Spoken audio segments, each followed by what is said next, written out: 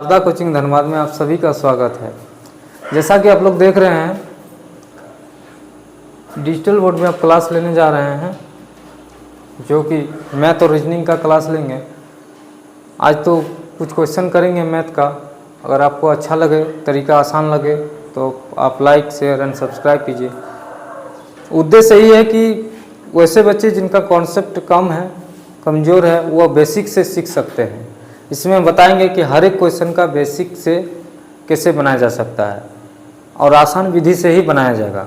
तो अगर आप लोग वीडियो को देखिए अंत तक, अगर अच्छा लगे तो लाइक, शेयर एंड सब्सक्राइब जरूर कीजिएगा। चक्रवृद्धि ब्याज।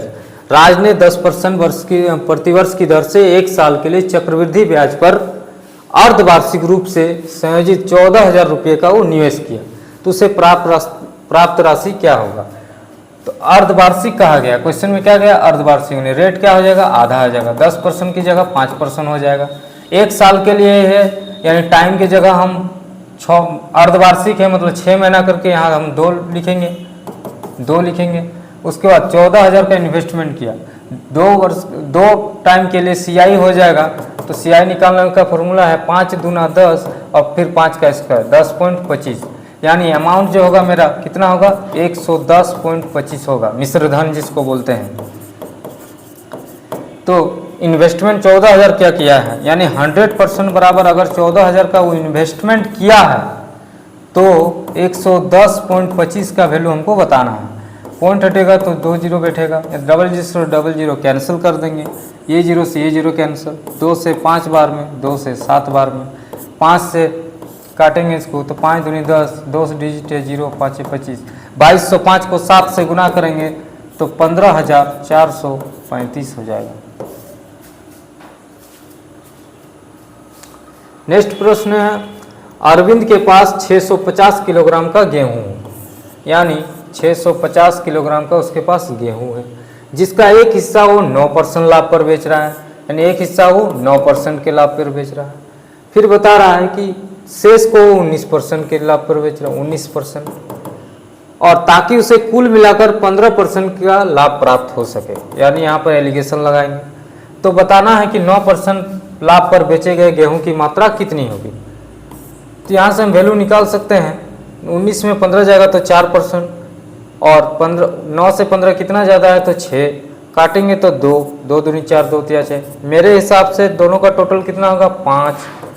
क्वेश्चन में दिया है 650, एक का वैल्यू निकालेंगे तो 5 तेरे 130। हमको बताना है कि 9% लाभ पर बेचे गए गेहूं की मात्रा, तो 9% में हिस्सा कितना है? 2। तो अगर हम 130 को इससे गुना कर देंगे तो 13 दूना 26, 260 हो जाएगा आंसर। नेक्स्ट प्रश्न है टाइम एंड आवर का। 2 पाइप है ए और बी, एक टैंक को 60 मिनट और 80 मिनट में भर सकता है, और जबकि तीसरा पाइप सी है जो 120 मिनट में खाली कर सकता है। तो यदि तीनों पाइप को एक साथ खोल दिया जाए तो टैंक कितने मिनट में भर जाएगी? यानी हम बताना चाहते हैं, ए और बी भरने वाला पाइप है, दोनों का टाइम ले रहा है लोग, एक 60 ले रहा है और एक 80 ले रहा है। सी टंकी को खाली कर रहा है और सी टाइम ले रहा है 120। खाली करने वाला को हम माइनस से डिनोट कर दिया। तो 60, 80, 120, इसका अगर हम एलसीएम लेना चाहें तो कितना होगा? इसका एलसीएम होगा 60 120 में आएगा तो 120 और 40 दूना 80, यानी 240 इसका एलसीएम होगा। यानी हमारा जो टंकी है वो कितना होगा? 240 लीटर का। अगर हम इसका एफिशिएंसी निकालें तो 60 का टेबल में 240 4 बार में, 80 में 240 3 बार में, 12 दूना 24 2 बार में। यानी हम बताना चाह रहे हैं, जब तीनों पाइप को एक साथ खोला जाएगा तो 4 और 3 7 लीटर भरेगा, और जिसमें से 2 लीटर क्या होगा? खाली होगा। 7 लीटर भरेगा और जिसमें से 2 लीटर खाली हो जाएगा, यानी 1 मिनट में कितना भर रहा है? 5 लीटर।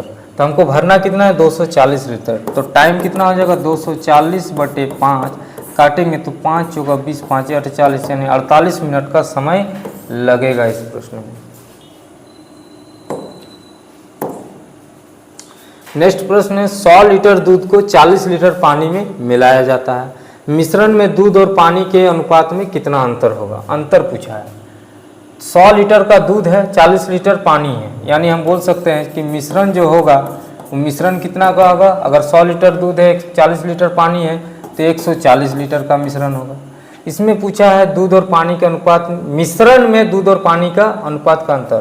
तो हम बोल सकते हैं मिल्क और वाटर का मात्रा है, मिल्क है 100 और वाटर है 40, जिसमें से इसका अगर हम तोड़ना चाहें तो 20 दूना 40, 20 पंचे 100। मेरे हिसाब से अंतर कितना का है? 3 का। अब मिश्रण, टोटल मिश्रण कितना है? तो मिश्रण है 5 और 2, मिश्रण टोटल का ना होगा, तो मिश्रण हो गया 7, यानी 3/7, 3/7 आंसर होगा। नेक्स्ट प्रश्न है, एक व्यापारी ने कुछ खिलौने 90 रुपये प्रति खिलौनों की दर से बेचे और 20% का लाभ अर्जित किया। तो 40% लाभ अर्जित करने के लिए प्रत्येक खिलौने का विक्रय मूल्य क्या होगा, ये बताना है। तो जब वो 90 रुपया में बेचा खिलौने को, तो उसे लाभ हुआ 20% का। 20% लाभ का मतलब 120, क्योंकि 100% तो क्रय मूल्य होता है, 20% लाभ में बेचा मतलब 120। हमको 40% लाभ अर्जित करना है, मतलब 100 में से और 40%, 140 का वैल्यू बताना है। तो 30 चौका 120, 30 या 90, 4 से काट देंगे, 4 या 12, 4 5 20, 35 या 105 रुपया का विक्रय मूल्य होगा। राम ने 2 पासे को एक साथ फेंके। राम क्या करता है? 2 पासे को एक साथ फेंकता है। पासे की संख्या का योग 10 से अधिक होना और पासे की संख्या का योग 3 से विभाजित होने की प्रायिकता पूछा गया है। तो दोनों कंडीशन में हमको 10 से अधिक कब के कंडीशन में मिल सकता है? अगर हम इसका 5 लेंगे, इसका 6 को लेंगे, पहला पासा का 6 लेंगे, दूसरा पासा का 5 लेंगे, या तो पहला का 6 लेंगे और दूसरा का 6। ये 3 कंडीशन ऐसा होगा जिसमें 10 से अधिक हो सकता है। तो 3 कंडीशन हुआ। और बता रहा है कि 3 से विभाजित होने की प्रायिकता। तो 3 से विभाजित होने की प्रायिकता कितना है? अगर हम पहला पासा का 1 लेंगे और दूसरा का 2 लेंगे, तो 1 और 2 3, 3 से विभाजित है। पहला का अगर हम 1 लेंगे, दूसरा का 5 लेंगे, तो भी 3 से विभाजित है। पहला का 2 लेंगे, दूसरा का 1 लेंगे, 3 से विभाजित है। इस तरह टोटल अब कितना कंडीशन आएगा? 12 कंडीशन आएगा।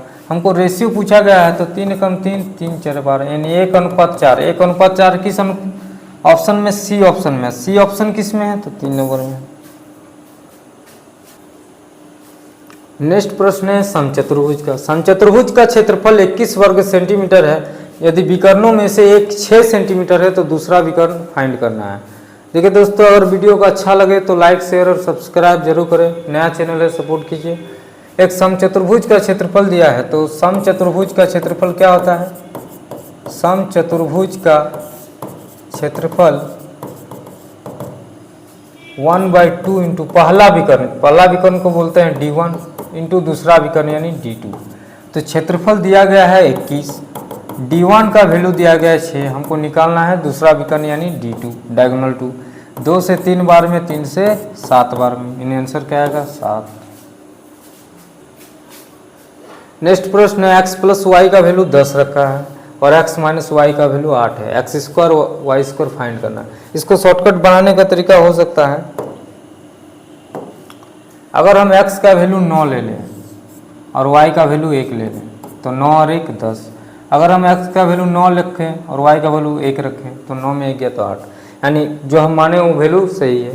तो x² इंटू y², x² का वैल्यू क्या होगा? 9 का स्क्वायर इंटू y² का वैल्यू मतलब 1 का स्क्वायर। 9 का स्क्वायर 81 हो जाएगा, तो राइट आंसर 81।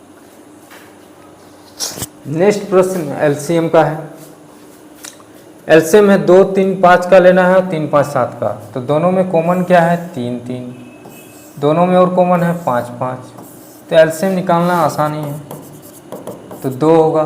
3 डबल है इसलिए 1 3 को लेना है, 5 डबल है तो 1 5 इंटू 7, यही हमारा एलसीएम होगा। तो ये किस ऑप्शन में है? जो नया पैटर्न है उस बेसिस पे नया नया सवाल करेंगे। तो आइए आप लोग सॉल्यूशन देखिए, और सॉल्यूशन कॉन्सेप्ट बेसिस पे रहेगा, और ध्यान दीजिए डेली 20 क्वेश्चन का अपडेट करेंगे। ये तो भिन्न का क्वेश्चन है, जैसे इसको बनाने का तरीका इस तरह हो सकता है कि फ्रैक्शन का, जैसे 3 4 और 1 3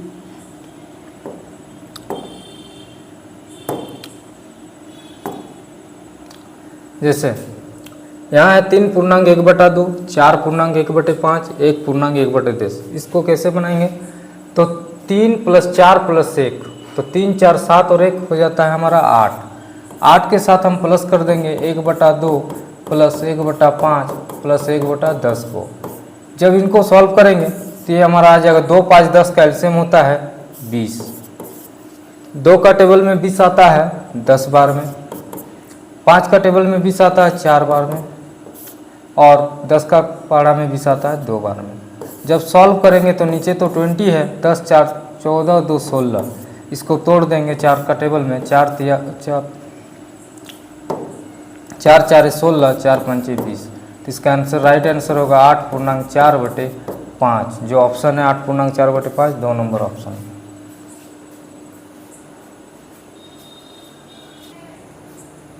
दूसरा प्रश्न है, अन्विता की मासिक आय 28,500 रुपये थी और उसका मासिक व्यय 22,500 रुपये था। अगले वर्ष उसकी आय में 16% वृद्धि होता है और उसका खर्च में 10% वृद्धि होता है। तो हमको बताना है कि उसकी बचत में कितनी प्रतिशत वृद्धि हुई। तो जैसे हम बोल सकते हैं उस अन्विता का जो आय है, उसका आय था 28,500। उसका जो मासिक व्यय है, व्यय मतलब खर्च है 22,500।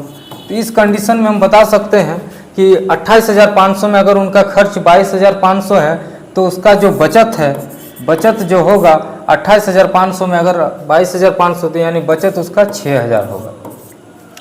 उसके बाद क्वेश्चन का कहना है कि अगले वर्ष उसके आय में 16% की वृद्धि होती है, यानी 28,500 में 16% की वृद्धि होती है।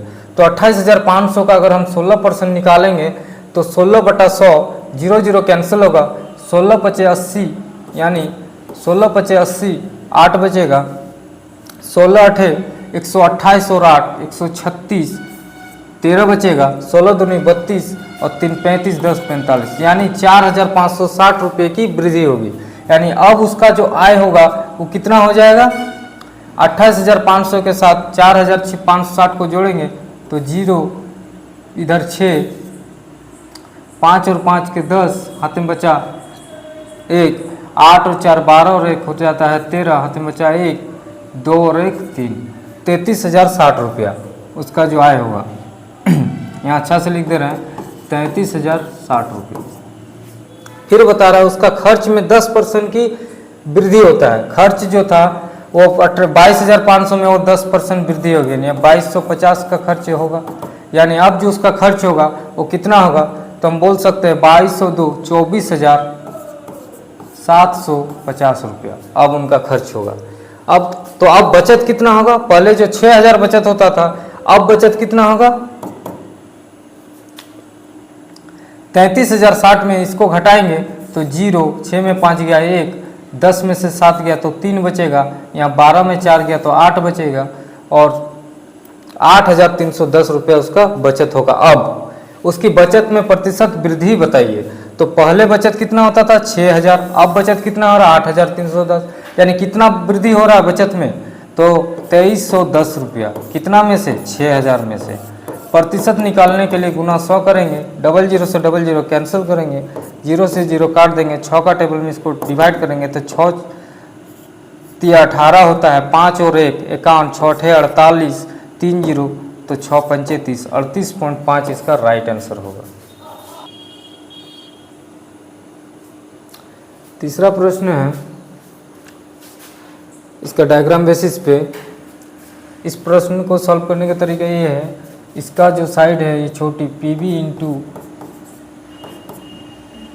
इसका बड़ा वाला लेंगे तो PA, ये इक्वल होगा किसके?